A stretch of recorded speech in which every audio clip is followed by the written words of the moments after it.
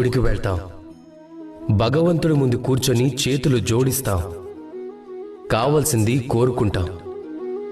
ఎప్పుడైనా ఆలోచించారా దేవుడికి ఏమనిపించుంటుందో? నా భక్తులు నా దగ్గరకు వచ్చేది కోరికలు నెరవేర్చుకోవడానికి కానీ నన్ను కలవడానికి కాదు అని. అందరూ గుడికి వెళ్తారు, తమ తమ కోరికలని దేవుడి ముందు పెడతారు. ఒకవేళ వారి కోరికలు నెరవేరకపోతే నిరాశ చెందుతారు. కనుక ఇకపై ఎప్పుడు గుడికి వెళ్ళినా మీరు భగవంతుడి ముందు కూర్చోండి, నమస్కరించండి, ధన్యవాదాలు చెప్పండి. ధన్యవాదాలు దేవా, మీరు నాకు ఏదైతే ఇచ్చారో దానితో నేను సంతుష్టుడనయ్యాను అని. నాకు మీ మార్గదర్శనం చాలు.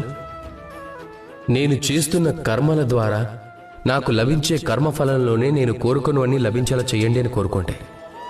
ఒకవేళ కోరుకోవటానికి మాత్రమే గుడికి వెళ్తే మీరు ఆ దేవుడు ముందు ఎంతో చిన్నవారైపోతారు. అలా కాకుండా మీ పనిని మీరు చేసి దైవానికి కృతజ్ఞతలు చెప్పడానికి వెళ్తే మీరు నిజమైన దైవాన్ని చూడగలుగుతారు. రాధాకృష్ణ.